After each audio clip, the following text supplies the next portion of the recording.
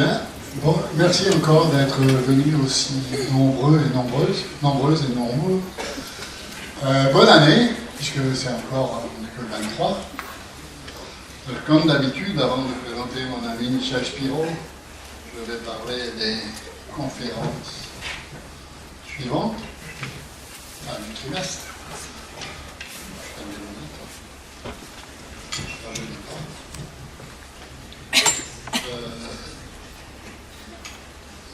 Le 27 février,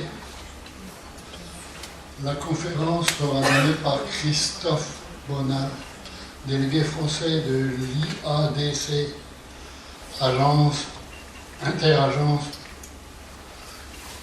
Interagency Orbital Debris Coordination Committee.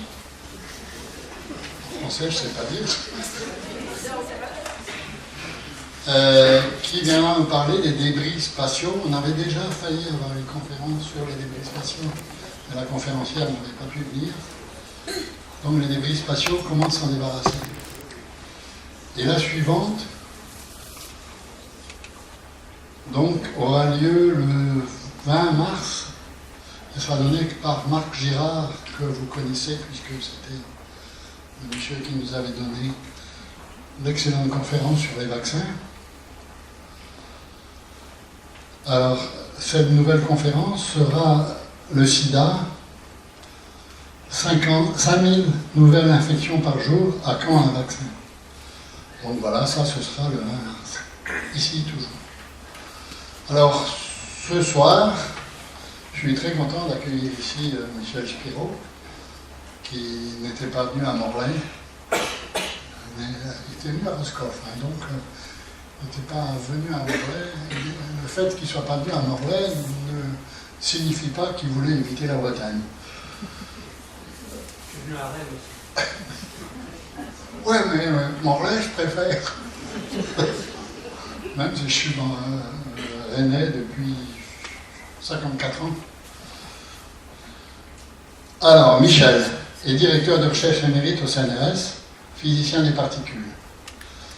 Ancien élève de l'école polytechnique, il a ensuite préparé sa thèse au CEA Saclay, qui est en gros son village. Il a participé à la découverte des bosons intermédiaires W et Z, puis s'est plongé dans l'étude des particules en provenance du cosmos, en participant à diverses expériences collectives, comme souvent en physique des particules. La qualité de ses recherches lui a valu de nombreux prix, comme le prix Joliot-Curie de la SFP en 80, la Société française de physique, en 85, le prix Thibault de l'Académie des sciences de Lyon en 85 également, le prix Philippe Maurice, oh, tu fumes, en 95, et le prix Félix Robin de la SFP en 99. Il a enseigné à l'école polytechnique de 83 à 99, puis au DEA de physique théorique de Paris. Il a écrit 6 livres, essentiellement en collaboration, 6. Je n'ai pas écrit 6 livres, moi j'étais déjà épuisé. Essentiellement en collaboration avec Gilles Cohen-Tanucci et avec Étienne Klein. La caractéristique la plus forte, hormis le fait d'être un grand physicien, de Michel, c'est qu'il n'a jamais reculé devant les responsabilités. Il a été président du comité scientifique de l'EP, grand collisionnaire électropositon du CERN, de 1998 à 2001, chef du DAMIA, qui est le département d'astrophysique, de physique des particules et de physique nucléaire et d'instrumentation associée au CEA. C'est un peu du sauvage pour vous, mais bon. Directeur de l'IN2P3, qui est l'Institut national de physique nucléaire et de physique des particules au CNRS, et délégué scientifique français au conseil du CERN depuis 2003 jusqu'à la fin 2009. On en reparlera. Il a été, pendant 2 ans, non, c'est 3 ans, président de la Société française de physique, honorable société dont je fais partie. Il est encore vice-président parce qu'il y a un système de tuilage dans la direction de la SFP. Je peux témoigner qu'il est agréable, très agréable de travailler avec lui. Il est enfin président désigné, donc futur président, de l'UPAP, alors je le dis en français cette fois-ci,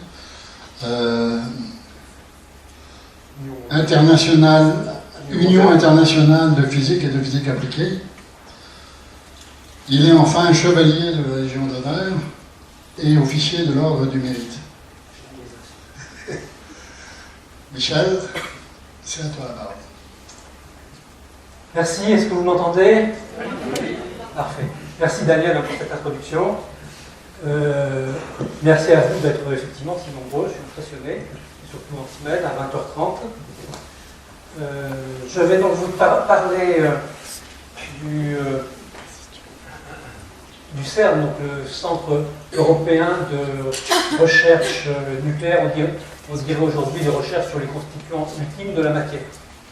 Parce que lorsque le CERN a été créé, c'était le noyau de l'atome qui était le constituant élémentaire. Maintenant, les noyaux sont faits de protons et de neutrons, les neutrons sont faits de quarks, il y a également les électrons. Donc c'est le Centre européen de recherche sur les constituants ultimes de la matière. C'est un centre qui est devenu le leader mondial dans cette recherche. Daniel a mentionné que j'avais été délégué français au Conseil du CERN. J'ai été aussi président du Conseil du CERN pendant 2010 à 2013. Et donc, à ce titre, je vais essayer de parler de cette organisation qui, à mon avis, peut servir de référentiel pour les aventures collectives et peut-être un modèle pour les grands défis mondiaux. Et je l'illustrerai à travers les découvertes du boson de Higgs au CERN, une aventure technologique et scientifique mondialisée, hors norme, pour un bien commun. Donc là, c'est la connaissance. Mais on pourrait imaginer que ce modèle-là puisse servir pour d'autres grands défis. Il y en a pas mal, avec le climat, l'eau, la biodiversité. Vous pourrez réfléchir éventuellement au long de la présentation dans quelle mesure ce modèle-là pourrait servir pour d'autres applications. Donc, je m'assois là pour mieux vous montrer les planches. J'ai la petite flèche qui me permet de pointer. Donc ici, sur cette planche, vous voyez, sur cette image, vous voyez déjà que c'est un site exceptionnel. La machine, donc qu'on appelle le LHC, le Seigneur des Anneaux, c'est indiqué, fait 27 km de circonférence. C'est cette machine qui accélère des protons dans un sens et des protons dans l'autre sens, et les fait se collisionner en 4 endroits, sur 4 points cardinaux, avec des détecteurs, des grands appareils photo, qui regardent les particules produites lorsque ces protons se collisionnent. Et c'est à travers des centaines, des millions de milliards de collisions qu'on a pu détecter quelques centaines de collisions dans lesquelles le fameux boson de Higgs était produit et observé.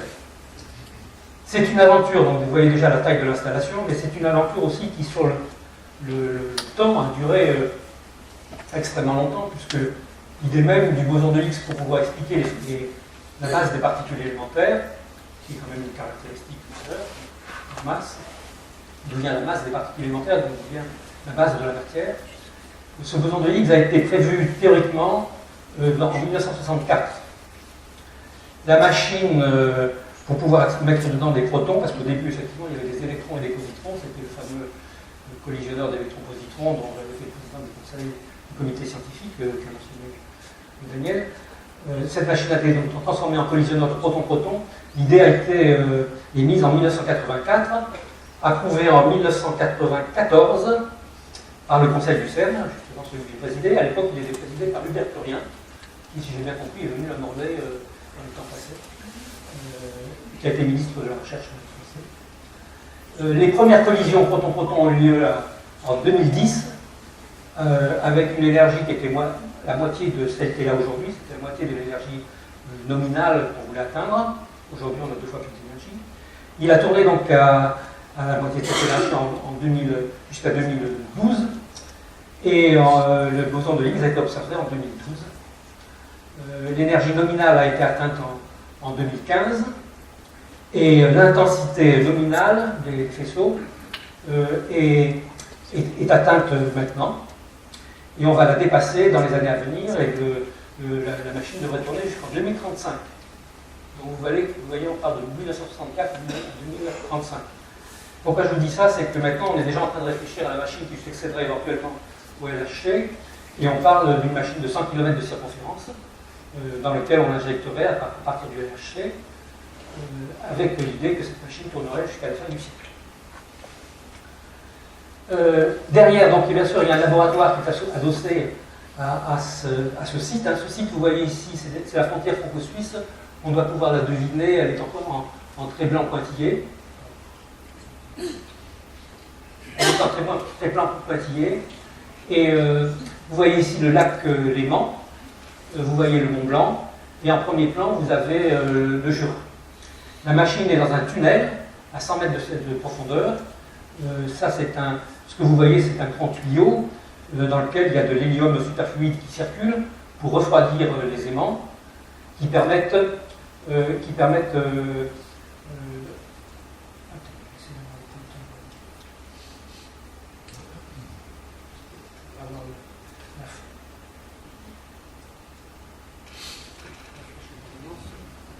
donc l'hélium superfluide qui refroidit les aimants qui permettent de courber les particules sur la trajectoire circulaire, et les particules elles-mêmes circulent dans un tuyau qui est beaucoup plus petit, qui fait quelques centimètres de diamètre, et le faisceau lui-même fait moins d'un millimètre de diamètre, quelques centaines de microns de cette machine est construite par le laboratoire CERN, qui est à la fois une organisation et un laboratoire de 3000 personnes localisées ici, mais il associe la planète entière, environ 13 000 physiciens et ingénieurs, surtout des ingénieurs d'ailleurs, ont contribué à construire cette machine et les détecteurs qui vont permettre de voir les particules émises dans les collisions. C'est ce qu'on pourrait appeler la communauté de l'anneau qui s'étend à la planète entière. Je vais revenir là-dessus. Le LHC est construit sur un mode d'innovation ouvert, c'est-à-dire que toutes les brevets, toutes les technologies qui ont été mises en place et qui sont très innovantes, je reviendrai là-dessus, sont accessibles au monde entier et gratuitement. Tous les papiers sont en open access, c'est-à-dire sont accessibles gratuitement par toutes les universités. C'est le CERN et les pays qui financent le CERN qui payent les éditeurs en amont pour qu'ils fassent leur travail. Et les papiers qui sortent sont publiés, accessibles gratuitement. Le CERN joue le rôle le laboratoire CERN joue le rôle de chef d'orchestre de tout ça. D'une part, c'est essentiellement lui qui a construit la machine avec l'aide d'un certain nombre de pays. Et vraiment, la machine doit être à zéro défaut. Par contre, les détecteurs ont été construits de manière très collaborative par les 3000 personnes et les 100 laboratoires de 60 pays qui ont participé à cette aventure. Cette aventure a donc, comme je l'ai laissé entendre, permis d'accéder à un nouveau palier de la connaissance qui fait que maintenant on comprend bien comment interagissent les particules élémentaires, les constituants les plus élémentaires que l'on peut observer aujourd'hui avec cette machine. Et avec les détecteurs qui sont un peu les appareils photo qui permettent de voir ces particules.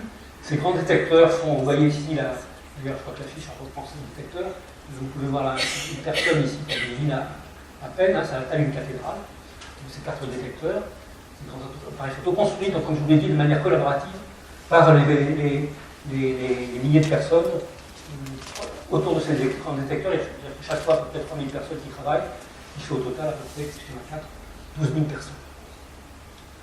Et comme je vous le disais, ça peut constituer un nouveau référentiel qui associe toute la planète avec un but commun. Là, en l'occurrence, c'était la découverte du boson de Higgs et la connaissance fondamentale. Ce palier de la connaissance se traduit en fait de manière spectaculaire maintenant par le fait que toutes les interactions entre les constituants élémentaires, il y a 4 interactions. 3 d'entre elles sont des interactions quantiques, d'ailleurs ce qu'on appelle des interactions électromagnétiques, interaction forte qui lie les quarks et les gluons à l'intérieur des protons, interaction faible qui est responsable d'un certain type de radioactivité. Ces 3 interactions sont décrites par une seule équation, qui est écrite ici sur le tableau. C'est ce qu'on appelle un Lagrangien, pour ceux qui sont pas de physique. Je reviendrai là-dessus. Il y a une autre équation qui gouverne la physique et qui gouverne la gravitation, qui est la 4e interaction. C'est une équation, l'équation d'Einstein, que je montrerai tout à l'heure. Pour l'instant, ces deux équations constituent toute la physique, en gros, au fondamental, pour les niveaux des constituants élémentaires. Et donc, les autres interactions dérivent, les autres phénomènes dérivent de ces équations fondamentales et de ces constituants élémentaires. Et ces deux équations sont irréconciliables, et ça reste une énigme, ça veut dire que la physique n'est pas terminée. Mais c'est quand même un nouveau palier. Encore une fois, pour expliquer comment tout ça marche, c'est une série de machines emboîtées les unes dans les autres. Hein. On part au départ de protons qui viennent d'une bouteille d'hydrogène. On met un champ électrique, on fait claquer l'atome d'hydrogène. L'atome d'hydrogène est fait de protons et d'électrons. Dans la première machine, avant le LHC, c'était un accélérateur d'électrons-positrons. On prenait les électrons de l'hydrogène. Mais là, on prend les protons de l'hydrogène. On les fait d'abord tourner et accélérer jusqu'à une énergie de 2 gigaélectronvolts. Un électronvolt, c'est l'énergie qu'il y a, la différence de potentiel entre les bornes d'une petite pile de poche que vous utilisez tous les jours. Gigaélectronvolt, ça veut dire 2 milliards d'électronvolts. Ensuite, la machine qui est dans cette pièce. Ensuite, on les met dans la machine qui a constitué la machine des années 70, frontière, au CERN, qu'on appelle le proton synchrotron, qui est synchrotron à proton, qui fait lui déjà 600 mètres de circonférence et qui monte à 26 gigaélectronvolts. On envoie ensuite ça dans le SPS, la machine des années 80-90, qui est plutôt les années 80. Les années 80 qui fait 4 km, qui fait 7 km de circonférence et qui monte les protons jusqu'à 400 gigaélectronvolts. Et ensuite, on monte dans la fameuse Seigneur des Anneaux, le LHC, qui fait 27 km de circonférence et qui amène aujourd'hui jusqu'à 7 téraélectronvolts. À l'époque de la découverte du boson de Higgs, c'était uniquement 4 téraélectronvolts, c'est-à-dire 7000 giga électronvolts, 7000 milliards d'électronvolts. Alors 7000 milliards d'électronvolts, ça ne parle pas beaucoup. En fait, un proton à cette taille, c'est l'énergie d'un moustique en vol. Ça ne paraît pas grand-chose, mais c'est concentré dans des milliards de fois, un volume de milliards de fois plus petit que le moustique. C'est-à-dire la densité d'énergie est colossale. C'est la plus grande densité d'énergie qui est contenue dans ce proton à 7 téraélectronvolts, même si c'est l'énergie d'un moustique. À part ça, il y a à peu près 100 000 milliards de protons qui circulent dans la machine, et 100 000 milliards de moustiques en vol, c'est l'énergie d'un TGV. Et donc tout le problème avec ce faisceau, un véritable chalumeau, c'est de ne pas perdre le faisceau, parce que sinon il fait un trou dans la machine et dans les 4 détecteurs qui sont autour. Et c'est ce qui est arrivé au tout début, ce qui nous a fait perdre 2 ans. Donc maintenant, on fait très attention. Il y avait une sécurité qui manquait, même si on essaie de faire quelque chose à zéro faute, parce que là, tous les accélérateurs sont en série, donc réalisés par le laboratoire CERN, avec des contributions de différents pays. Le gros problème, c'est la sécurité de la machine, c'est-à-dire d'être sûr qu'il n'y ait pas de perte de faisceau incontrôlée. Quand on veut perdre le faisceau, on l'envoie sur des blocs de béton, des blocs de cuivre entourés de béton, et refroidis avec de l'eau, avec beaucoup d'eau. Les 4 détecteurs donc, sont placés aux 4 points cardinaux. Il y en a 2 qui sont des détecteurs généralistes qui ont permis de découvrir le boson de Higgs et toutes les particules qui sortent. Il y en a un qui est dédié à essayer de voir ces différences de comportement entre les particules et les antiparticules, c'est-à-dire entre la matière et l'antimatière, pour essayer d'expliquer pourquoi l'univers, autant qu'on le connaisse, n'est fait que de matière et pas d'antimatière. Et puis un autre, on accélère aussi des fois des noyaux de plomb, on fait des collisions plomb-plomb, et donc là on réalise réellement des mini-big bang parce que vous avez des noyaux de plomb qui rentrent dans d'autres noyaux de plomb, qui tournent en sens inverse, et ça fait une densité d'énergie, un volume d'énergie qui est beaucoup plus grand que les collisions proton-proton. Voilà, donc ça c'est les 4 détecteurs. Ces détecteurs sont construits par les collaborations de 3000 personnes, dans lesquelles chaque laboratoire apporte un petit morceau d'équipement. Si un morceau qui ne marche pas, c'est pas trop grave, parce que tous ces détecteurs, tous les éléments sont en parallèle, et si un petit morceau de votre photo qui manque, on peut quand même arriver à reconstituer l'ensemble. Donc voilà comment marche le CERN. Un chef d'orchestre qui est le laboratoire CERN de 3000 personnes, et un réseau, une grande communauté, 3000 personnes autour des détecteurs, c'est-à-dire 13 000 personnes, qui travaille en mode très collaboratif et ouvert. Cette organisation a été conçue en 1954, donc elle a maintenant 60 ans, plus de 60 ans. La convention est déposée à l'UNESCO et c'était réellement des visionnaires, ceux qui ont imaginé cette organisation pour donner à l'Europe la chance de rivaliser avec les États-Unis, avec l'URSS, qui étaient les puissances dominantes de l'époque. Dès le départ, il y avait 4 missions qui étaient l'innovation, l'éducation, bien sûr la recherche comme la principale, et rassembler la planète entière autour de thèmes qui sont de la science pour la compréhension, la connaissance fondamentale. Donc, connaissance fondamentale, repousser les frontières des connaissances. Aujourd'hui, on dirait, c'est pas ce qu'ils disaient à l'époque, mais les secrets du Big Bang, à quoi ressemblait la matière dans les tout premiers instants de l'existence de l'univers, puisque dans une certaine mesure, les proton-proton ou protons sont des mini-Big Bang. Développer de nouvelles technologies, autour, bien sûr, principalement des accélérateurs, de l'imagerie, donc ça peut permettre de traitement des données, puisque vous avez 1 milliard de collisions par seconde actuellement au CERN. Et le web a été inventé au CERN pour permettre au monde entier de collaborer dans ces collaborations de 3000 par seconde, échanger l'information et communiquer. Tous les ordinateurs de tous les utilisateurs sont mis en réseau et forment une espèce de supercalculateur qui n'est pas un supercalculateur localisé, mais qui est un supercalculateur en toile d'araignée, mais aussi réparti sur la planète entière. Donc ça, c'est des technologies qui peuvent s'exporter. Pour la médecine, donc l'imagerie sert beaucoup, ainsi que les accélérateurs, le diagnostic et la thérapie, j'en reviendrai plus. Former les scientifiques et les ingénieurs de demain. Donc, comme je vous l'ai dit, il y a beaucoup de scientifiques et beaucoup d'ingénieurs qui passent un certain temps au CERN et qui s'échangent entre eux et qui se forment. Et bien sûr, ce qui n'est pas négligeable, rassembler des personnes de différentes nations et différentes cultures. Et je vais commencer par ça, par le temps. Je vais monter les 4 items dans certains textes. Voilà la carte de la communauté de l'eau. Dans une certaine mesure, c'est vraiment science pour la paix, comme je vous l'ai dit. D'ailleurs, ça sert de modèle pour une machine de rayonnement, une machine de lumière, une machine de rayonnement synchrotron, qui est un mini LHC, une mini machine, qui a été construite en Jordanie, avec la même convention que le CERN, et qui réunit en Jordanie Israël, l'autorité palestinienne, l'Iran, le Pakistan, la Turquie, qui travaillent ensemble. Et vous voyez que le CERN, c'est à peu près 60 pays qui collaborent entre eux autour de ces 4 grands détecteurs. Donc ne sont pas connectés au CERN les pays en blanc. Malheureusement, c'est l'Afrique. On va faire un gros effort pour essayer de les connecter petit à petit. L'Union mondiale des physiciens que je vais présider aussi s'attelle à ça pour faire monter la physique dans ces pays-là. En rouge, vous voyez les pays qui ont un accord de coopération avec le CERN et qui participent à la construction des détecteurs et à l'analyse des données. En vert, vous avez des grands pays qui non seulement participent à l'analyse des données, mais ont contribué à des morceaux de la machine du LHC, le Seigneur des Anneaux.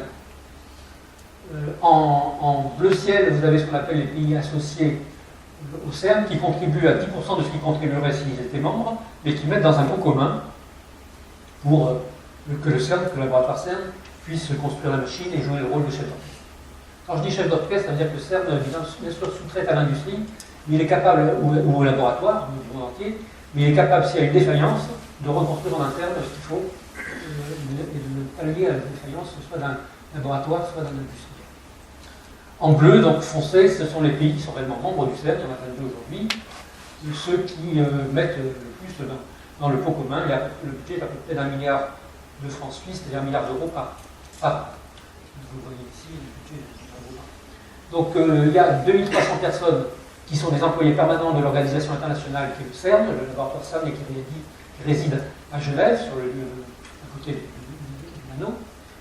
1400 personnes qui sont au CERN pour des périodes limitées, qui vont de quelques mois à quelques années, et qui viennent d'autres laboratoires, qui vont retourner dans leur laboratoire, et qui sont payés par le CERN. Et enfin, vous avez 12 500 utilisateurs, soit ingénieurs, soit chercheurs, qui viennent des laboratoires du monde entier, qui viennent de ces pays qui ont des accords avec le CERN, et qui sont envoyés en mission pour des périodes variables par leur laboratoire. Vous voyez ici par pays, vous pouvez constater que le pays qui a le plus de présence d'utilisateurs, c'est les États-Unis, qui ne sont pourtant pas membres du CERN, ils sont simplement un pays dit observateur, parce qu'il a contribué à la machine notamment. La France est quand même très bien représentée, avec 1000 personnes, mais quand même moins que l'Allemagne ou que l'Italie. Ceci dit, une grande partie du personnel du CERN est français, ce qui fait qu'il y a des retombées énormes pour la France. Vous pouvez constater que ici, dans ces pays, vous avez l'Iran et Israël, et la Palestine d'ailleurs. Vous avez l'Inde et le Pakistan qui se retrouvent sur des expériences qui travaillent ensemble. Il n'y a pas de principe de juste retour, mais on fait en sorte que chaque pays qui a un accord de coopération soit capable de bénéficier des recherches qui sont faites et des aventures techniques qui sont faites aussi. Donc deux types d'organisation, comme je l'ai laissé entendre. L'organisation de l'international, du CERN lui-même, organisation internationale. Donc là, on est dans un mode d'organisation pour le laboratoire CERN qui réunit les 3000 personnes qui sont à Genève. L'organisation est de type classique. Hein. Vous avez un conseil avec 2 délégués par État membre, un ambassadeur général et scientifique. Donc, quand j'étais délégué, j'étais le scientifique auprès de l'ambassadeur français aux organisations internationales de Genève. Comme je vous l'ai dit, entre 2010 et 2012, je présidais le conseil du CERN. Il y a un comité des finances avec un représentant du ministère des Finances et un comité des directives scientifiques dont j'ai fait partie pendant un certain temps, qui donne des avis. Ce conseil du CERN, c'est un peu comme un conseil d'administration, nomme le directeur général, lequel nomme l'exécutif, qui doit être analysé par le conseil du CERN, un directeur de la recherche, un directeur des sénateurs, un directeur de la ressource, un directeur pour l'international, bien sûr une personne pour la sécurité, et puis tout le staff, les 3000 personnes, sont réparties en départements et en groupes. Comme je vous l'ai dit, cette organisation a permis de construire la machine, même s'il y a eu des apports des États-Unis, du Japon, de l'Inde, de la Russie. Et puis vous avez l'organisation collaborative des expériences, des grands détecteurs, ceux qui ont la taille de cathédrale, qui sont les appareils photo, où là, tout le monde est élu, et c'est fait c'est une reconnaissance par les pairs, hein, si je puis dire. Donc 3000 personnes dans une collaboration, environ 120 instituts par collaboration. Il y a un accord entre les agences, donc le CNRS, le CNRS pour la France, les universités et les autres agences des autres pays. Mais il y a une constitution qui est adoptée par les 3000 chercheurs pour les prises de décision, qui sont des prises de décision collectives. Donc vous avez des meetings pléniers, vous avez un collaboration board où il y a un représentant par institut, vous avez un resource board qui sont les agences qui mettent de l'argent, vous élisez les chercheurs, donc les 3000 chercheurs élisent un porte-parole, vous avez un coordinateur technique, un coordinateur de ressources, un exécutif qui contient des responsables du calorimètre, de l'aimant, des détecteurs, du computing, etc., de la physique. Vous pouvez voir, ça c'était pour Atlas, une des grandes expériences. À l'époque, la coordinatrice de la physique, c'était Fabiola Genotti, qui depuis a fait sa carrière puisqu'elle est devenue maintenant directrice générale de l'organisation du CERN, donc de l'autre schéma. Vous êtes en autogestion et en reconnaissance par les pairs. C'est un modèle, justement, collaboratif qui pourrait s'appliquer, même s'il est chapeauté et orchestré par une organisation internationale. Vous voyez que j'approche vers l'idée de rassembler un peu toutes les forces sur de la planète autour d'un bien commun qui est la connaissance, mais ça pourrait être autre chose. Une organisation internationale pour les biens communs, c'est l'ONU avec ses sous-groupes que sont l'Organisation mondiale de la santé ou l'Organisation mondiale pour le climat, etc. Donc on pourrait imaginer transposer ceci. Je continue. Donc ça réalisait par exemple des grands détecteurs comme Atlas. Je vais aller un peu plus vite sur les activités de formation. On forme des jeunes chercheurs, des étudiants, des professeurs de physique. Il y en a beaucoup qui viennent au CERN, plus d'une centaine de Français, une centaine par pays, qui sont venus chaque année. Et puis bien sûr des scientifiques confirmés aussi. Et puis aussi le CERN participe à des écoles en Amérique latine, en Asie, en 100 000 visiteurs par an, et ce chiffre va monter à 300 000 en peu de temps. Je vous invite à à visiter le CERN, je peux vous aider à organiser les visites, à chaque fois d'accompagner des gens ou des groupes, et notamment des écoles. Innovation, alors comme je vous l'ai dit, c'est les accélérateurs, c'est l'imagerie, et ça c'est les particules qu'on voit dans une collision, c'est le traitement de l'information avec le web ou la grille. Mais il n'y a pas que ça. Donc là, vous voyez par exemple une application médicale où une tumeur dans le cerveau peut être gérée par un faisceau de protons ou de carbone qui vient taper juste et déposer son énergie juste sur une tumeur à l'intérieur du cerveau auquel vous n'avez pas accès par le bistouri. Et pour ça, vous devez avoir une bonne imagerie pour voir où se trouve l'arrêt du faisceau et où se trouve la tumeur. On fait maintenant des imageries à partir de ces mêmes détecteurs qui permettent de détecter les particules. Et voilà une liste non exhaustive des innovations stimulées par le CERN. Elle est impressionnante. Les premiers écrans tactiles dans les années 70, dans la salle de contrôle du CERN. Le web est né en 90, comme je l'ai dit, pour faire travailler les gens ensemble de toute la planète. Les logiciels libres, le modèle pour l'innovation ouverte. Les simulations rayonnement matière détecteurs sont adoptées maintenant, ils viennent du CERN, sont adoptées partout dans le monde. Les caméras PET, positron, électron, Sharpak a été l'un des trois initiateurs, et c'est dans tous les hôpitaux. L'IRM se sert des grands aimants du CERN. Et sur le modèle des logiciels libres, l'innovation ouverte, où on réunit des industriels et des chercheurs, et où l'innovation est partagée et rendue publique, ce qui n'empêche pas de pouvoir faire du business par-dessus, comme pour le web. Le web déclenché pour le business, et les logiciels libres, il y a une déontologie sur ce qui a été mis ensemble, qui est libre, qui est accès gratuitement, mais par-dessus, vous pouvez vous en servir pour faire d'autres choses. Et l'innovation ouverte va dans ce sens-là, où tous les circuits électroniques sont disponibles gratuitement. Les publications gratuites, j'en ai mentionné, c'est devenu le paradigme, et on espère que ça sera mis en place dans le monde entier dans les autres disciplines. L'accès aux données, alors là je dois dire que les astronomes font mieux que nous, ils rendent leurs données accessibles plus facilement que les données du LHC. Et les outils collaboratifs mondiaux, bien sûr, la gestion de projet au niveau mondial, ça a amené à développer des outils sophistiqués qui vont depuis l'agenda jusqu'à la documentation, jusqu'à les chartes de work package de développement. Et enfin, la grille de calcul, qui est la mise en réseau de tous les ordinateurs, qui est un peu l'ancêtre du cloud computing. Un rapport de l'OCDE a mentionné que ce modèle ouvert est beaucoup plus profitable pour la croissance économique que le modèle basé sur des brevets qui, lui, ralentit la croissance. Et un projet européen qui a été, avec pas mal d'argent, a été confié au CERN pour faire un appel à projet sur ce mode d'innovation ouverte. Et je fais encore aujourd'hui partie de ce conseil scientifique de la traque. Je reviens donc à l'aventure scientifique elle-même. Les premières collisions donc, ont eu lieu en 2010. Ça, c'est les collisions proton-proton. Ça, c'est les collisions plomb-plomb, 10 000 particules, ça ressemble vraiment à des mini-big bang. Et en 2012, on savait exactement ce qu'on voulait chercher, le boson de Higgs, il était prédit, on avait peut-être observé jusque-là. On savait que le LHC était capable de répondre à la question où il existe, et on le découvre. C'est pour ça qu'on a fait tourner, même avec la moitié de l'énergie, pour le découvrir. Ou bien, s'il n'existe pas, ça veut dire que la théorie qui avait été échafaudée dans les années 60 n'était pas la bonne théorie des constituants élémentaires, qu'on appelle le domaine standard. Donc, 4 juillet 2012, les deux des grandes expériences avaient des indications très similaires qui laissaient entendre que les expériences du CERN, au moins deux d'entre elles, avaient observé une particule dont les caractéristiques sont compatibles avec celles du boson de Higgs. On était encore assez prudent à ce moment-là.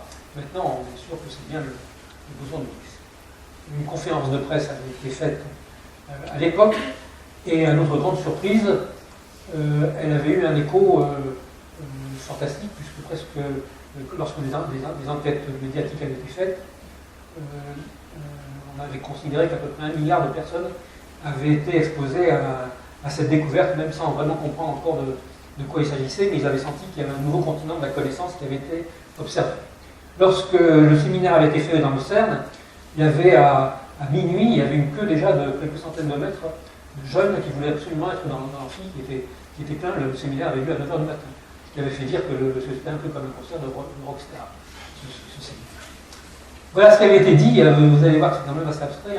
Sur les millions de milliards de collisions qui avaient été produits, quelques centaines avaient Donc ça c'est une collision proton-proton. On ne voit pas les deux protons initiaux parce qu'ils sont dans le tube à vide, on voit les particules qui sortent de la collision. C'est un peu une boule qui explose. On cherchait une collision dans laquelle il y avait deux photons, ces gamma qui sont ici vus par ces traces vertes, produits parce qu'on savait que le boson de Higgs pouvait être observé par sa désintégration en deux photons. Il vit très peu de temps et il se désintègre dans l'anneau lui-même, donc on ne peut pas le voir, mais par contre on peut voir les produits de désintégration.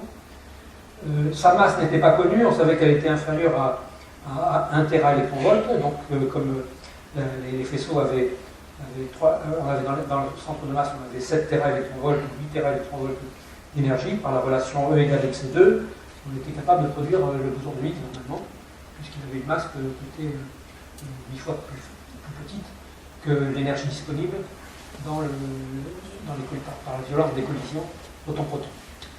Et donc, qu'est-ce qu'on ne savait pas ce qu'était sa masse? Donc, on faisait le spectre de masse, c'est-à-dire que pour tous les événements, il y avait 2 gamma, on faisait la distribution de combien d'événements d'une masse, combien de collisions d'une masse entre 100 et 102 gels, entre 110 et 112 gels, entre 112 et 94. Vous voyez, ce sont les points noirs qui sont, avec leur barre d'erreur, qui sont dans la certitude statistique, et qui sont montrés.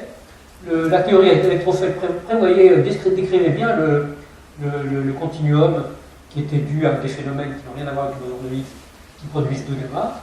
Et elle prédisait si le boson de Higgs, vous voyez, par rapport à ce continuum, on avait un petit excès ici, une petite bosse, et elle pouvait prédire quelle était la forme de la bosse si le boson de Higgs avait la masse qui était juste la masse du centre de la bosse, donc ici 125 gels, et il prédisait que ça collait parfaitement avec ce qu'il observait. Il aurait prédit une forme un peu différente si ça avait été 140, 150, jusqu'à 1000 gels, au-delà de 1000 gels, c'était pas possible. Et donc ça collait bien avec 125 gels, et 2 expériences avaient vu le même phénomène. En plus, dans un autre canal, des événements avec 4 électrons, ou 4 muons, ou 2 électrons du muon, montraient aussi qu'il pouvait y avoir, ces éléments correspondaient bien à une particule parente de 125 gels, en même temps de collision. Et tout ça laissait montrer que le fait que ça puisse être une fluctuation statistique liée à ces barres d'erreur, ça aurait été une chance sur 1 milliard, même une malchance sur 1 milliard, que cette bosse soit purement une fluctuation statistique. Donc ça laissait bien entendre qu'on avait affaire à un vrai phénomène qui ressemblait au boson de Higgs, qui nous permettait de dire qu'on avait réellement atteint un nouveau palier de la connaissance que je peux vous décrire par rapport à ce schéma assez simple, dans laquelle, qui retraduit un peu l'histoire des sciences, la physique. La matière, comme vous savez, apparaît sous une infinie diversité. Par exemple, le gaz dans cette pièce, des gaz, il y en a une infinie diversité, avec des lois relativement simples, qui ne sont pas liées à la pression, le volume, la température, la démonstration. Si on regarde de plus près de quoi est fait, donc ça c'est la physique classique, de quoi est fait le gaz, il est fait de molécules. Ces molécules, c'est la chimie. Les molécules elles-mêmes sont faites d'atomes, il y en a moins, une trentaine. C'est l'établissement de Mendeleïev, c'est la physique atomique, la physique quantique, la mécanique quantique. Les atomes ne sont pas élémentaires, même si étymologiquement ça veut dire insécable. Ils sont faits d'électrons qui tournent autour de noyaux. Les électrons sont toujours élémentaires aujourd'hui. Mais les noyaux, eux, sont faits de protons et de neutrons. Donc les noyaux, c'est la physique nucléaire. Les noyaux sont faits de protons et de neutrons, c'est ce qu'on appelle la chromodynamique quantique, la physique hadronique. Et les protons et les neutrons sont faits de quarks. Aujourd'hui, donc, les quarks et les électrons sont les particules élémentaires. Beaucoup moins de diversité que la matière classique. On est dans une théorie qui est beaucoup plus compliquée, c'est pas la physique classique, c'est la théorie quantique des champs relativistes, qui est assez sophistiquée, basée sur une symétrie abstraite, qui est brisée spontanément et qui permet de comprendre l'apparence de l'existence de masse à toutes ces particules. Donc de quoi sont faites ces particules? Donc les quarks et les électrons, et puis les neutrinos aussi. Et puis il y a 3 répliques de la composante stable de ces particules élémentaires. Les 2 quarks, le neutrino et l'électron. Vous en avez des plus lourds, 2 autres quarks, encore 2 autres quarks, et puis un muon qui est un électron lourd, un tau qui est un tau lourd, et puis un neutrino mu qui est un neutrino un peu plus lourd, un neutrino un peu plus lourd. Et 3 interactions, c'est ce que je t'avais dit tout à l'heure, les 3 interactions quantiques, interactions fortes, véhiculées elles aussi par des particules, des gluons, l'interaction électromagnétique véhiculée par les photons, et l'interaction faible véhiculée par les bosons intermédiaires, c'est les fameux bosons intermédiaires W et Z, que j'ai contribué à découvrir au CERN dans les années 80 avec la machine de 7 km de circonférence de SPS. Cette théorie, si on avait uniquement ces particules-là, et cette symétrie, dans ce cas-là, toutes les particules devraient être de masse nulle. C'est la seule manière d'avoir une théorie cohérente, qui ne soit pas divergente mathématiquement. Et pour arriver à rendre compte de la masse, il fallait introduire une nouvelle particule qu'on appelle le boson de Higgs, qui est une particule scalaire, et une brisure de la symétrie SU3, SU20 dans le vide quantique pour comprendre la masse des particules. Les particules de matière, donc celles qui sont les briques de la matière, ce sont les quarks et les électrons. C'est des particules qui sont des fermions, qui ont un spin, c'est-à-dire un moment angulaire intrinsèque, un moment de rotation intrinsèque, qui est un spin demi-entier, un demi. Les particules de force sont des bosons, qui ont un spin entier, un spin 1. Et le boson de Higgs, il a cette particularité, c'est le seul. C'est un boson, c'est un spin entier, mais c'est un spin 0. Et c'était pour ça qu'il était redouté, parce que ça entraîne des complications dans la théorie. Mais pour arriver à rendre compte de la masse, il fallait, pour arriver à gérer un spin scalaire, un spin 0, il fallait une brisure spontanée. Pour rendre compte de la masse, il fallait une particule massive, le boson de Higgs. Encore fallait-il la découvrir. Donc, je reviens à... Donc c'était un grand enjeu. Comment on peut comprendre qualitativement cette masse que donne le boson de Higgs? Ça vient du fait que la mécanique quantique, elle a des aspects non triviaux. Il y a ce qu'on appelle les relations d'incertitude, notamment le fait que pendant des flashs très courts, vous pouvez avoir des violations de la conservation de l'énergie, donc vous pouvez faire naître de l'énergie qui disparaît pendant un temps très court. Plus le flash est court, plus les fluctuations d'énergie peuvent être grandes. Et c'est pour ça qu'on parle de vide quantique, dans lequel il y a des particules virtuelles, parce que là, si vous regardez le vide quantique à des échelles de temps très courtes, par exemple des flashs très courts, eh bien vous avez des particules virtuelles qui sont créées, qui s'annihilent, que vous ne pouvez pas observer, qui sont ce qu'on appelle les fluctuations quantiques. Et donc, en fait, le vide quantique n'est pas le néant, hein, il se passe des choses à l'intérieur, c'est une espèce de nouvel état. Vous avez les gaz, les solides, les liquides, les plasmas, et puis vous avez le vide quantique, qui est un état avec des fluctuations quantiques. Et ces particules virtuelles, le champ de Higgs notamment, les particules virtuelles associées au champ de Higgs, au boson de Higgs, induisent une espèce de viscosité du vide qui fait que les particules ressentent une viscosité, une inertie liée aux fluctuations quantiques par rapport au champ de Higgs. En fait, donc, le vide quantique est rempli de particules virtuelles de Higgs. Et on peut décrire une espèce d'énergie du vide en fonction de la valeur moyenne de ce qu'on appelle le champ de Higgs dans le vide. Et lorsque l'univers était très chaud, la valeur moyenne du champ de Higgs était nulle et l'énergie du vide était très grande, ce qui a produit l'inflation, le fameux Big Bang. Une picoseconde après le Big Bang, vous avez une espèce de brisure de symétrie, c'est-à-dire que la forme du potentiel prend cette forme de chapeau mexicain, dans lequel l'état minimum va briser la symétrie de rotation par rapport à l'axe vertical, puisque la bille va tomber à un endroit, et la valeur moyenne du champ de Higgs va devenir non nulle, par contre l'énergie du vide va devenir nulle, et c'est cette valeur moyenne du champ de Higgs, dans tout l'univers, qui est responsable de la viscosité et de la masse des particules. Donc tout ça c'était bien beau, c'était en 1964, encore fallait-il trouver ce boson. En fait ce mécanisme c'est un mécanisme de Brute, Anger et Higgs. Brute et Anger sont deux Belges, mais l'impérialisme anglo-saxon a fait que c'est devenu le boson de Higgs qui lui est écossais. Ceci dit, Brute est décédé malheureusement en 2010, et le prix Nobel a été donné à Anger et à Higgs. Et alors, vous les voyez tous les deux lors du séminaire que je vous ai montré. Donc vous voyez que c'est quand même un prix Nobel qui a été donné à ces deux personnes, mais tout en faisant allusion au fait que c'est une aventure collective. Le prix Nobel de 2013 a été attribué à François Humbert et Peter Higgs pour la découverte théorique du mécanisme qui a contribué à notre compréhension de la masse, de l'origine de la masse des particules subatoniques, qui a été récemment confirmée à travers la découverte de la particule de Higgs, prédite par les collaborations ACAS et CMS, 3000 personnes, au CERN, au LHC du CERN, c'est-à-dire ça reconnaît un peu le CERN comme à l'origine de ces découvertes.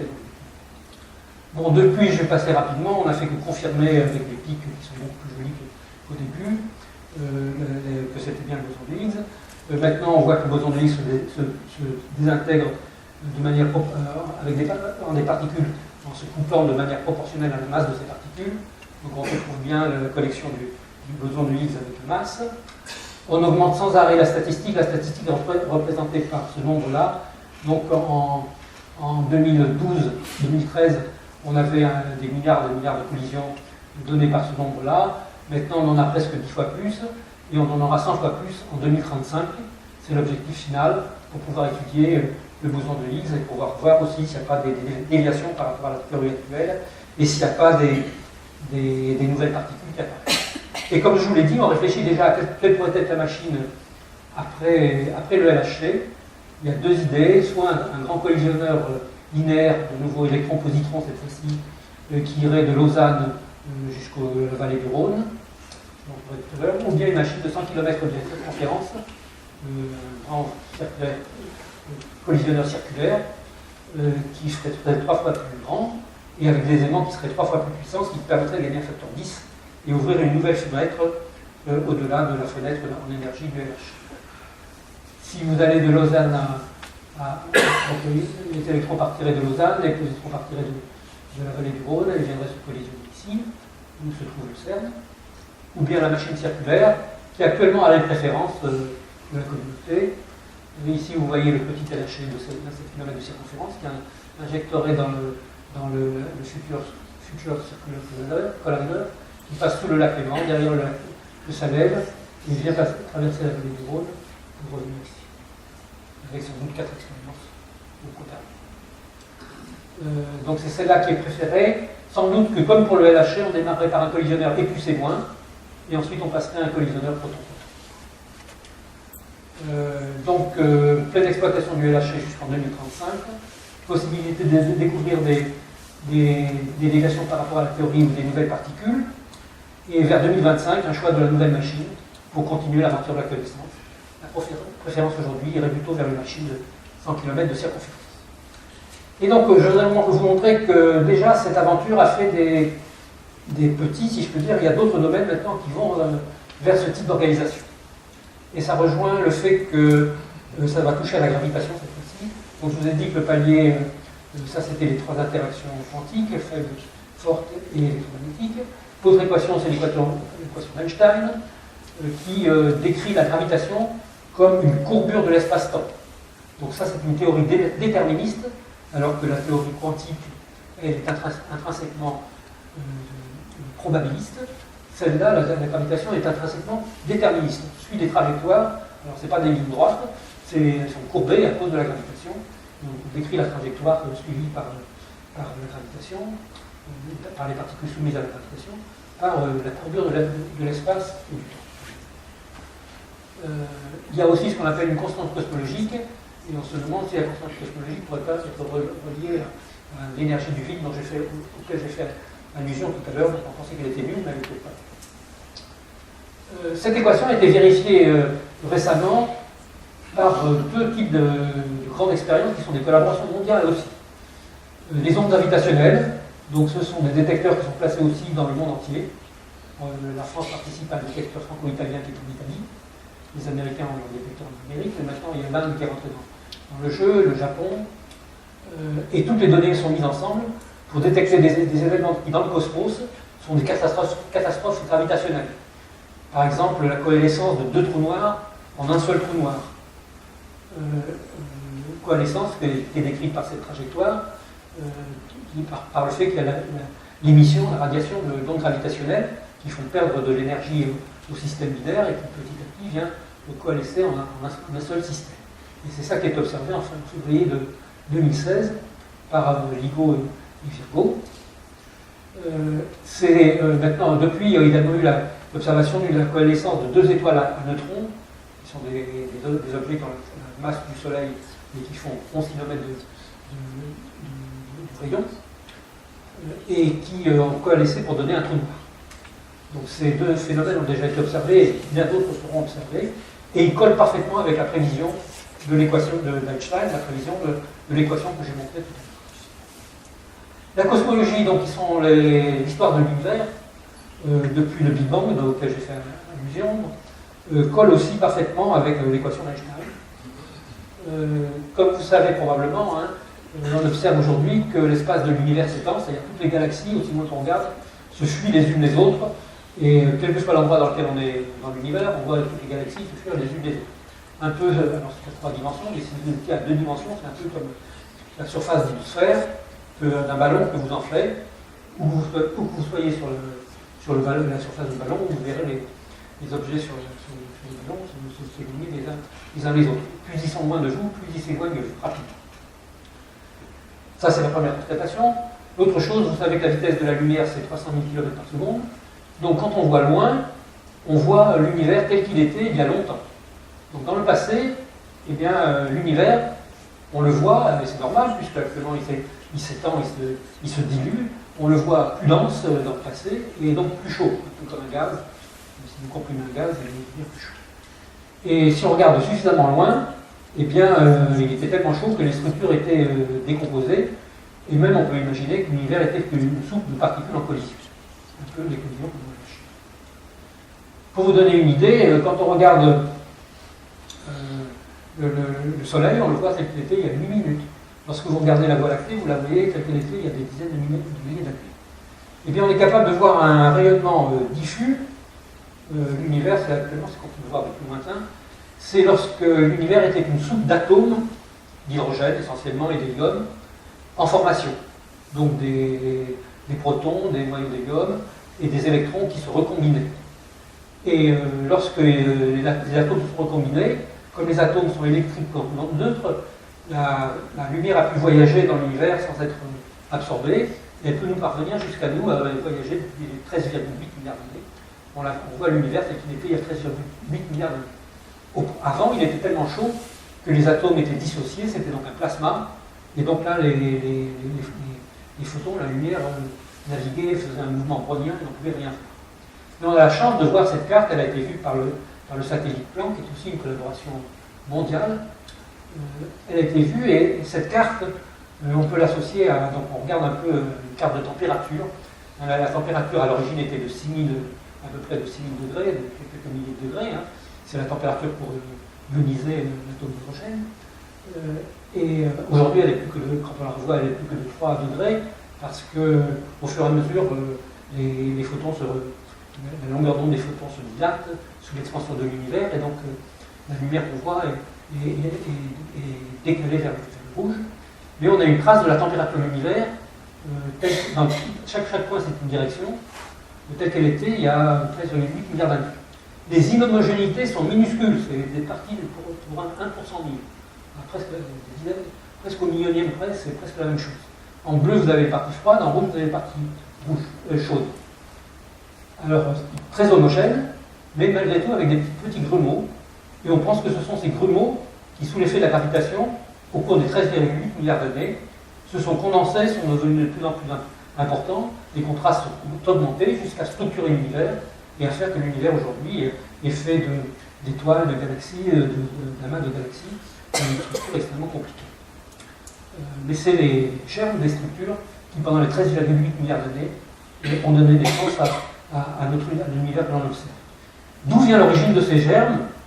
Eh bien, on pense que l'origine, ce sont justement les fluctuations quantiques du vide dans les 300 000 années qui ont précédé la formation des atomes dans l'univers.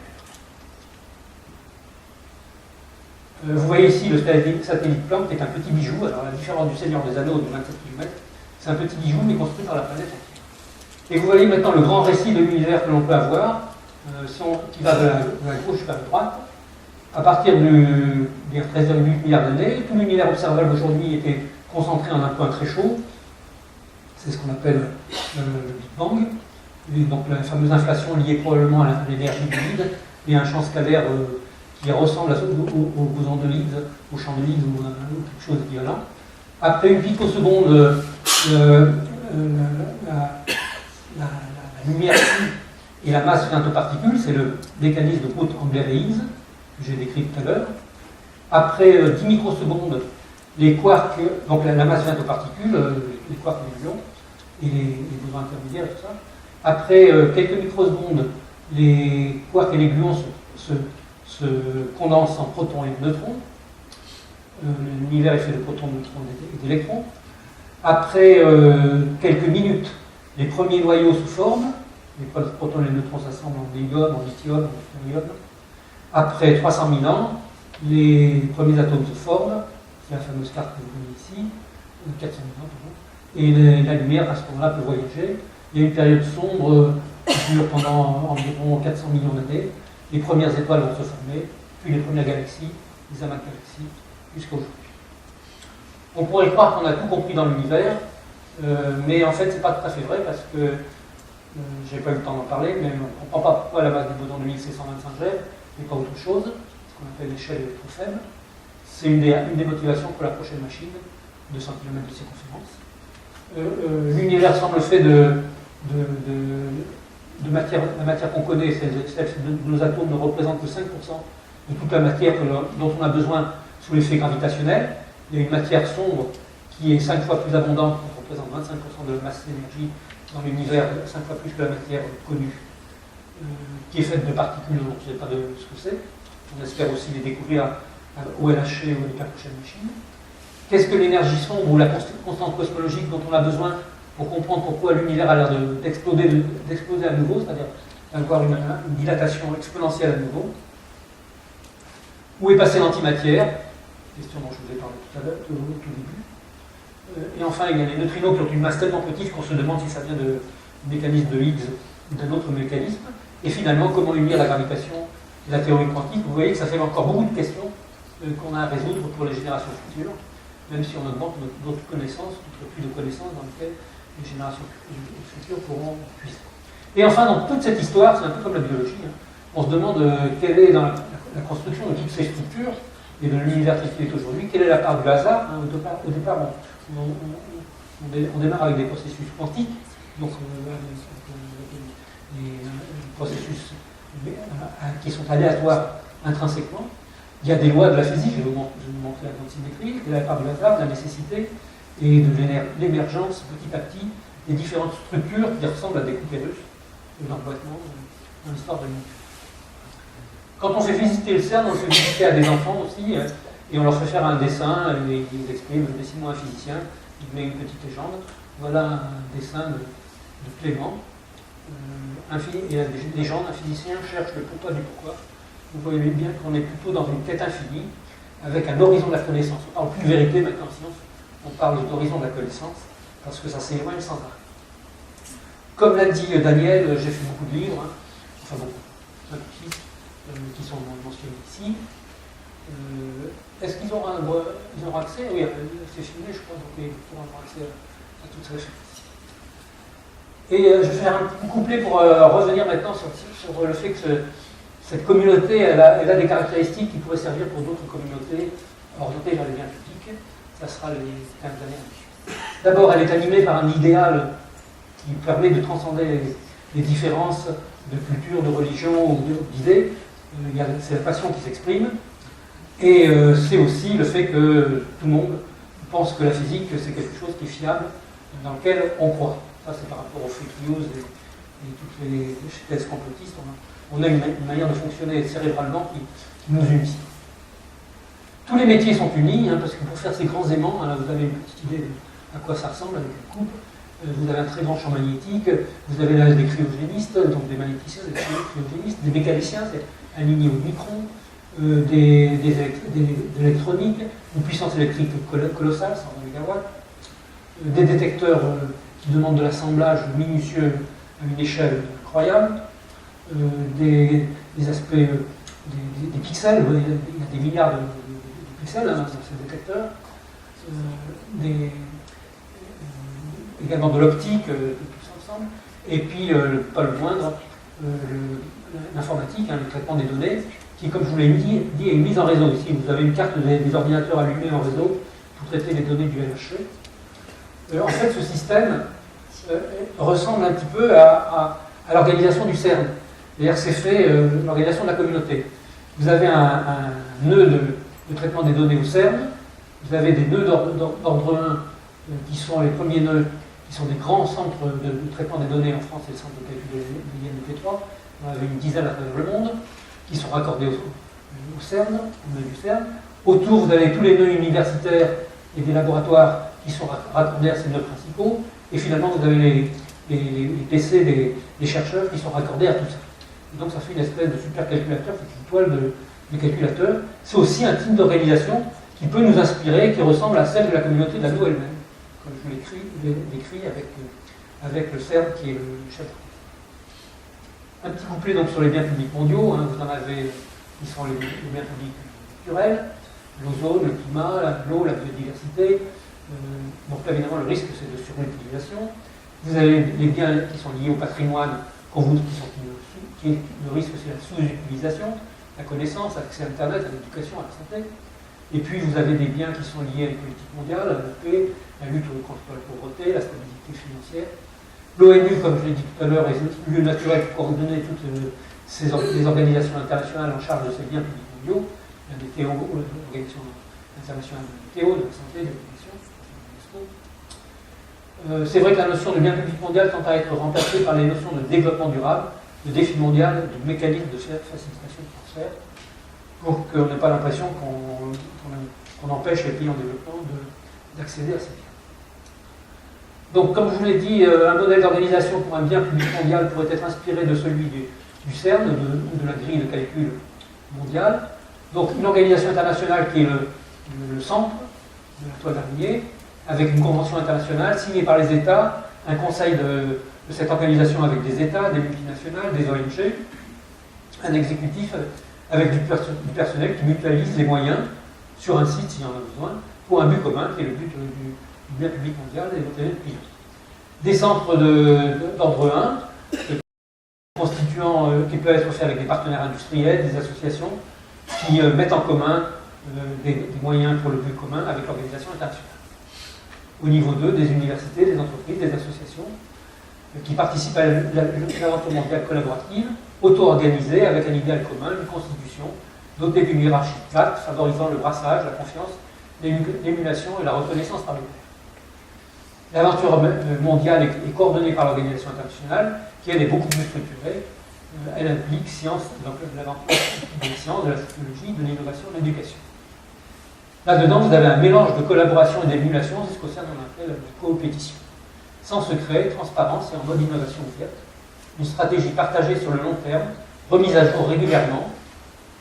C'est ce qu'on fait d'ailleurs pour propos de la stratégie européenne de la physique des particules. C'est là où on va discuter du collisionneur circulaire par rapport au collisionneur linéaire.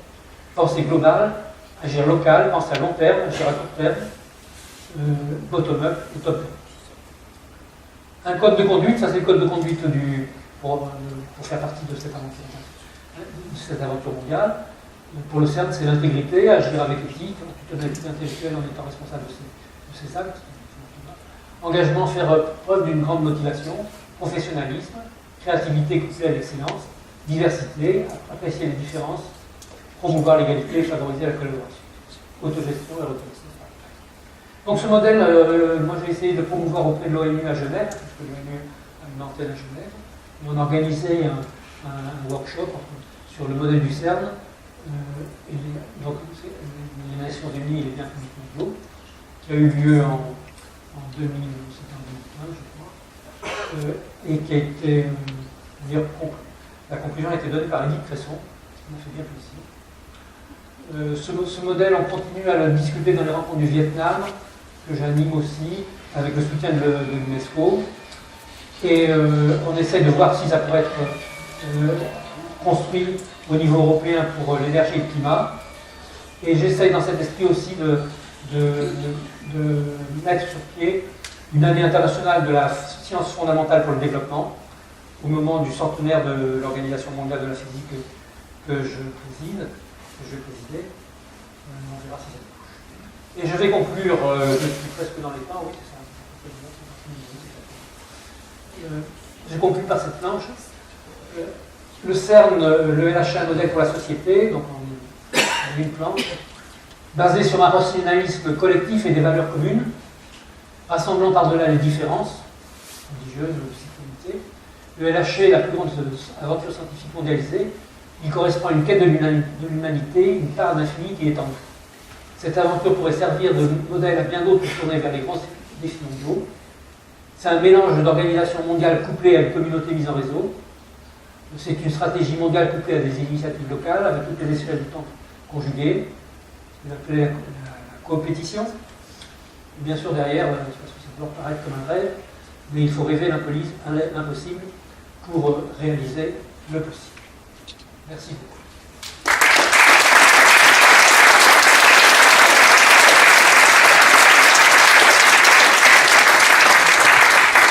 Voilà, je suis prêt à répondre à vos questions.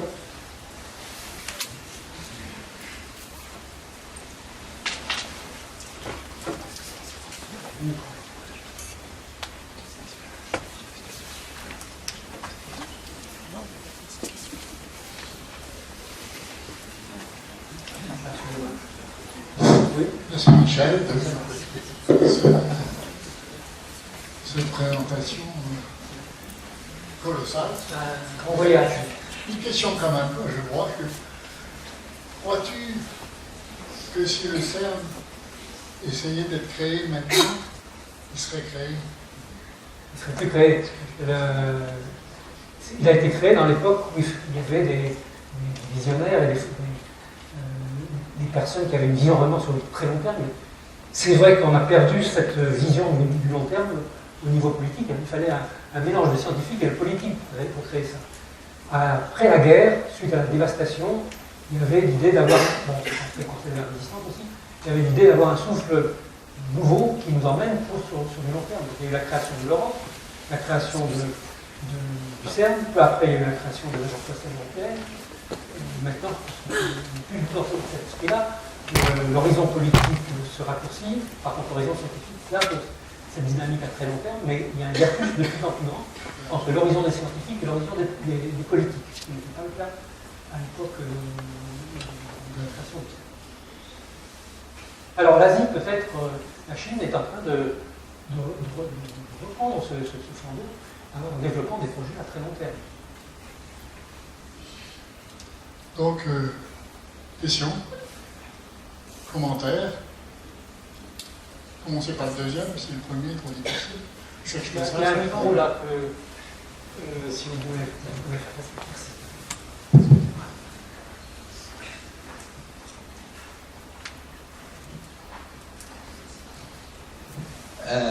Je voudrais savoir votre avis. Pourquoi ce genre de modèle, de fonctionnement qui fonctionne, qui a fait ses preuves, ne fonctionne pas dans le reste de la recherche, où on a beaucoup plus de compétition, où par exemple, vous parliez des publications scientifiques gratuites, où partout ailleurs c'est payant, et où il y a un monopole des éditeurs sur les publications, alors que les publications sont créées et évaluées par les chercheurs. Pourquoi ça ne fonctionne pas dans les autres domaines, alors que ça devrait, et ça marcherait même mieux? Oui, alors c'est vrai que ce modèle, qui est un modèle donc collaboratif à long terme, sur la durée, est antinomique du modèle dominant anglo-saxon et qui règne en général sur la société et en particulier sur pas mal de domaines scientifiques, ce qui est le domaine compétitif et à court terme. Les agences de financement font de la compétition dans les appels d'offres. Ces appels d'offres sont sur 3 ans, 5 ans au maximum. Le CERN et les astrophysiciens, c'est les deux exemples que j'ai montrés, ont échappé à ce modèle-là. Alors c'est bien et c'est pas bien, pour les financements c'est pas très facile parce qu'on n'est pas dans le modèle dominant. Ils ont échappé à ce modèle-là parce que les moyens mis en œuvre pour avancer dans ces domaines-là sont tels qu'ils exigent la mise en commun de ressources venant du monde entier, ça c'est le côté collaboratif, et les équipements sont tellement sophistiqués et lourds qu'ils exigent de la durée, donc on retrouve le collaboratif et la durée. Et à partir du moment où on est dans le collaboratif, on a ce type de collaboration, on ne va plus prendre des brevets puisqu'on partage toutes les choses ensemble, donc on est dans le domaine de l'avancée partagée. Donc le sens d'avoir des brevets qui disparaît un peu. On est dans l'innovation ouverte, partagée au moins par tous les utilisateurs, mais quand c'est partagé par des utilisateurs de toute la planète, c'est partagé par la planète entière. Le web est né au CERN. Ce qui a été important, c'est pas le fait qu'il soit né au CERN, il serait né, mais c'est qu'il a été du coup gratuit. L'accès au web a été gratuit, alors que Hewlett-Packard était près de breveter quelque chose qui ressemblerait au web. Et pourquoi les publications sont gratuites? Parce qu'on pense que c'est notre intérêt dans la science de permettre à nos collaborateurs qui viennent d'Iran, d'Inde, qui sont dans les universités, d'accéder à toutes ces publications. Et donc on fait un système où les agences, en fonction de la richesse des pays, mettent dans un pot commun pour payer les éditeurs, pour qu'ils fassent leur boulot de référé, pour que ce soit de bons papiers, que ce soit bien construit, mais après c'est donné de manière gratuite dans la communauté. J'espère que ce modèle va se percoler dans les autres disciplines. Le CERN fait un gros effort pour ça, pour promouvoir ce modèle d'open access. Et petit à petit, on y vient, puisque la France est maintenant très moteur pour passer à un modèle d'open access. Et même l'Europe défend que la recherche financée par des moyens publics doit être gratuite et accéder pour un accès gratuit par tout le public.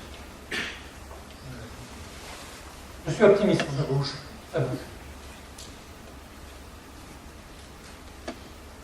Pour caricaturer le système de distribution de l'information en recherche, c'est les chercheurs qui travaillent, c'est les pays qui payent, et c'est les éditeurs qui sont connus. Oui, et qui m'ont donné la propriété intellectuelle du papier. C'est le copyright, c'est évident. C'est vraiment un système aberrant. Il faut absolument démolir. C'est vous qui payez, d'ailleurs. Et moi aussi. Il y a une prise de conscience. Ah ouais. Alors la Société française de physique, aussi bien que la Société mondiale, pousse dans cette direction.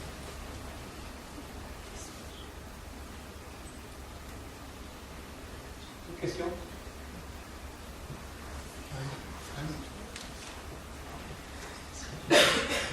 Bonsoir.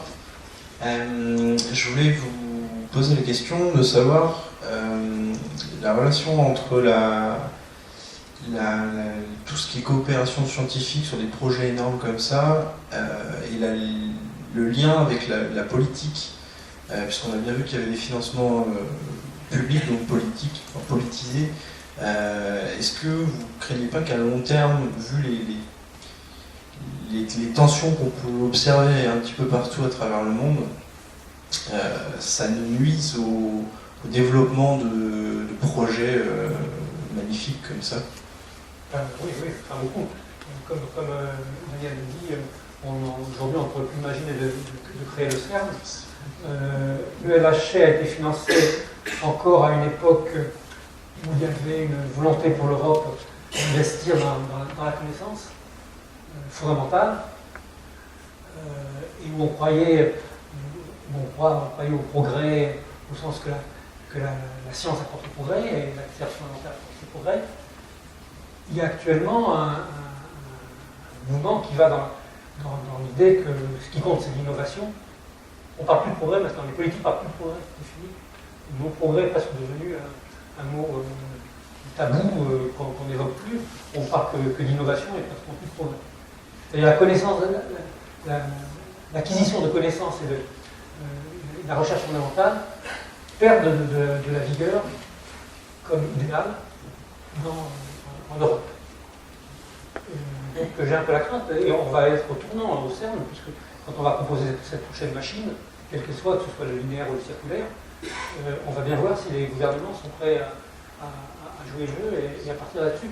Et je ne garantis pas. Moi je me mobilise, hein, je fais tout ce que je peux pour aller dans cette direction. J'ai encore publié tout récemment quelque chose dans Le Monde, je dois passer encore dans France Culture la semaine prochaine. Mais je ne suis pas sûr que ça va marcher. Il y a deux freins. D'une part, est-ce que les gouvernements vont vouloir construire une petite machine? En plus, il y a les citoyens eux-mêmes qui peuvent s'inquiéter qu'un tunnel pareil ce soit dangereux, je sais quoi. Réaliser un grand projet aujourd'hui est extrêmement délicat pour le faire accepter. Donc, c'est pas évident que ça va pouvoir continuer en Europe. L'Asie, par contre, est partante. On risque de faire passer l'idée à l'Asie. Pour la connaissance fondamentale, c'est peut-être pas pas très trop grave, mais pour l'Europe, je pense qu'on perdrait l'acquis qui est l'héritage du siècle des Lumières, hein, puisque c'est ça qui s'agit. Même si c'est vrai que les Lumières, il faut les revisiter, et bien sûr, à l'époque, vous n'êtes pas conscient de la finitude de notre planète, c'est clair qu'il faut aujourd'hui intégrer la dimension de la finitude de la nature. Simplement, il faut aussi tenir compte d'une planète unique. Mais on peut rester quand même dans l'esprit des Lumières. J'espère que cet esprit-là restera, mais je ne suis pas du tout sûr, quand on voit les débats qui ont lieu même en ce moment. C'est pour ça que je fais cette conférence ici, et c'est pour ça que je suis très heureux de le faire ici. J'ai une question vraiment très fréquente. Donc on prend les particules, on les fait collisionner, il y a une belle photo qui apparaît. Alors après, comment on fait pour déterminer s'il s'agit du boson de Higgs, d'un neutrino, de je ne sais quoi? C'est ça qui m'interpelle beaucoup, parce que je ne comprends pas du tout. Oui, c'est vrai, parce que c'est pas facile à expliquer. On a une théorie qui permet de dire, avec telle probabilité, telle collision va donner telle et telle image. Dans cette image, on sait comment doivent apparaître les particules et le boson de Higgs. Donc à travers des grands nombres de collisions, on va aller, c'est la théorie qui nous guide. On fouille les données à travers un guide, qui est la théorie quantique des champs relativistes, qu'on appelle le modèle standard. Cette théorie pratiquement décrit, statistiquement, puisque chaque collision est différente d'une autre, mais elle décrit les probabilités de telle et telle caractéristique, de telle et telle collision, et comment se manifeste chaque type de particule. Et on arrive, grâce à cette théorie, à fouiller dans les données, à trouver une particule qui se désintègre en 2 photons, qui se désintègre en 4 photons. C'est la puissance de la théorie quantique qui analyse, c'est la théorie quantique relativiste, parce que c'est la théorie de la relativité, et qui permet de fouiller. Sans le guide de la théorie, on peut rien faire. C'est en ce sens qu'on se retrouve, bon alors là, c'est une petite digression philosophique, hein, parce que c'est vrai que dans la physique classique, on a 2 mondes totalement séparés, qui sont le monde des lois, et puis le monde de la matière, qui sont les gaz. Lorsqu'on parle d'électrons ou de quarks, c'est déjà une telle conceptualisation, puisqu'on n'arrive pas à voir un quark, hein, c'est par ses effets. Quelle est la part de la théorie? Quelle est la part de l'élément de réalité? Ça devient quasiment indissociable. Donc c'est toute la querelle philosophique entre la transcendance des lois par rapport à la matière, ou bien l'immanence, le fait que la matière elle-même devient une imbrication de la théorie de la réalité. La mécanique quantique, déjà, est une imbrication entre eux. Ça interpelle beaucoup les philosophes. Bonsoir. Pensez-vous qu'un futur LHC élargi à 200 km de circonférence puisse résoudre les problèmes des particules manquantes dans le modèle standard, genre inflaton, graviton? Et si oui, à quel niveau d'énergie? Et si encore oui, qui pourrait fournir cette énergie, sachant que la Suisse a des petits problèmes avec les centrales nucléaires françaises qui sont juste à côté? La machine de 100 km de circonférence, elle ne va pas répondre à toutes les questions. Au mieux, elle permettra peut-être d'aller un pas plus loin, c'est-à-dire de trouver, comme je vous l'ai dit, on est un peu dans des coupées russes, où chaque niveau de structure en physique, dans la matière, on peut lui faire une théorie qui lui correspond. Je parle de physique classique avec le gaz dans cette pièce, les molécules de chimie, les atomes de la mécanique quantique, les noyaux de la physique nucléaire, et puis donc les quarks et les neutrons, le fameux modèle standard. Ce qu'on espère avec cette nouvelle machine, c'est trouver un nouveau niveau encore plus fondamental, avec une théorie qui viendra. Ça dépasse. C'est pas une théorie qui remplace, c'est une théorie qui englobe et qui va plus loin. Hein, de la même manière que la mécanique quantique n'est pas contradictoire avec la mécanique classique, mais elle va plus loin que la mécanique classique, qui n'arrive pas à décrire certains phénomènes. Mais là, on voudrait trouver la théorie sous-jacente et les structures sous-jacentes. C'est un peu une nouvelle fenêtre sur l'univers, sur l'infiniment petit. Et c'est ça qu'on espère découvrir. Est-ce que ça donnera la réponse à des questions qu'on se pose aujourd'hui, ou si ça sera vraiment une nouvelle fenêtre? Il faut s'attendre, comme chaque fois qu'on ouvre une nouvelle fenêtre, à de l'inattendu. Et ce n'est pas forcément les questions qu'on se pose aujourd'hui qui trouveront une réponse dans cette nouvelle fenêtre, ça sera peut-être une nouvelle manière de penser qui émergera. Un peu comme en astrophysique, chaque fois qu'on a des télescopes plus grands, on trouve des choses inattendues qui ne correspondent pas aux questions qu'on se pose. Donc c'est vrai qu'on est dans une dynamique, on a des questions qu'on se pose aujourd'hui, la matière noire, l'énergie noire. Qu'est-ce que nous donnera cette nouvelle machine? Peut-être des réponses à ça, peut-être une nouvelle manière de penser. Ça fait partie de cette quête du lumière, d'observer l'univers et la nature, chaque fois qu'on est capable de faire des instruments qui sont plus performants.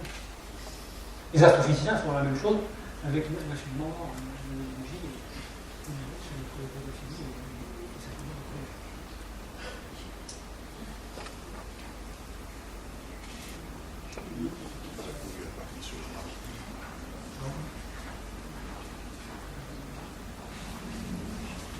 Alors, on voit le monde que vous décrivez quand même très cohérent, alors qu'apparemment ça part sur des phénomènes qui paraissent très chaotiques, c'est-à-dire que vous allez vous provoquer par une explosion, on peut imaginer l'explosion d'un qui va dans tous les sens et qui crée du chaos. En fait, ça se réorganise continuellement, c'est ça qui part d'un chaos, hein, de quelque chose de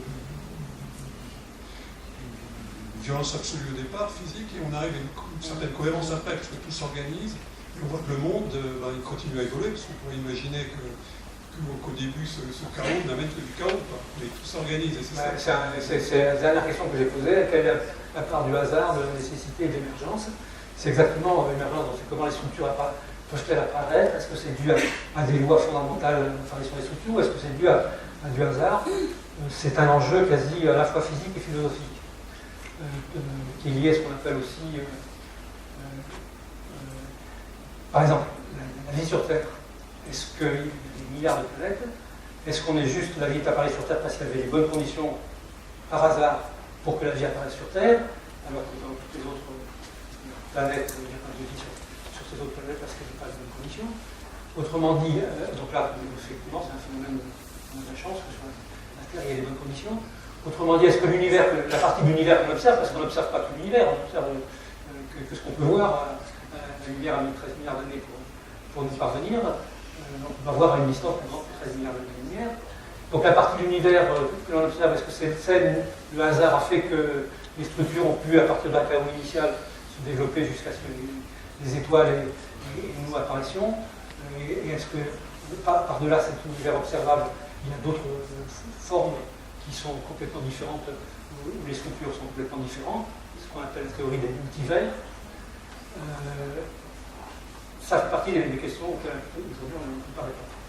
C'est lié directement à la question, est-ce que tout découle d'une théorie du tout, ou bien est-ce qu'il y a une partie intrinsèque de la Terre qui serait plutôt celle du courant de pensée de ceux qui pensent qu'il y a eu des Big Bang ailleurs, avant, après, et que l'on est juste dans une petite bulle qui a les bonnes propriétés pour que la complexité se soit. Mais les enjeux sont à la fois physiques et philosophiques, hein, parce que voilà, infiniment petit, infiniment grand. Il y a d'ailleurs quelqu'un est un champion. C'est pas mal, ça.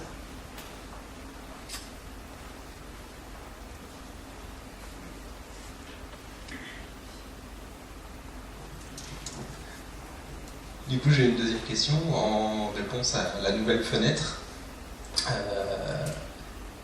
Pour ce qui était du LHC, on avait déjà des théories qui nous donnaient des idées de ce qu'on voulait trouver, comme le boson de Higgs.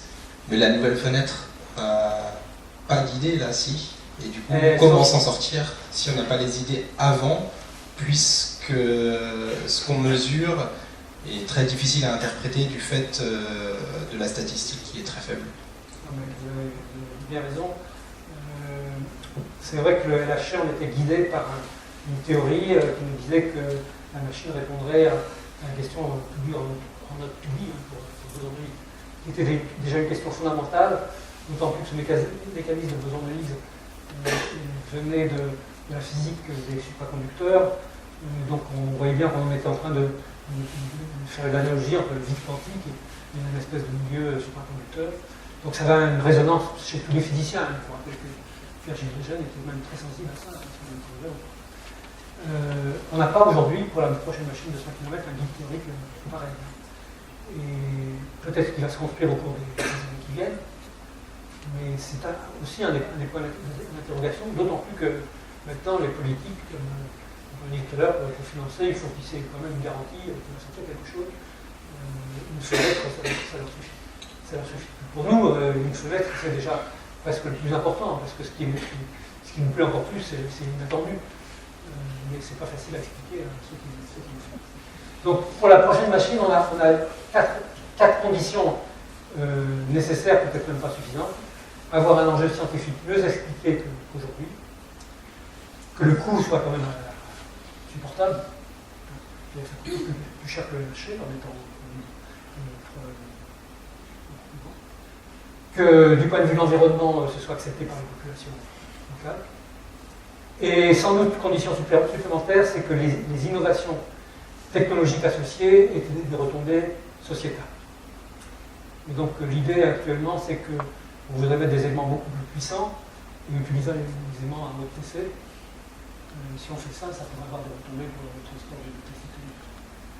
Donc c'est autour de ces 4 thèmes qu'il faut travailler avant d'arriver à un projet qui est une chose. Même avec ces 4 thèmes. C'est nécessaire, mais ça n'est pas suffisant.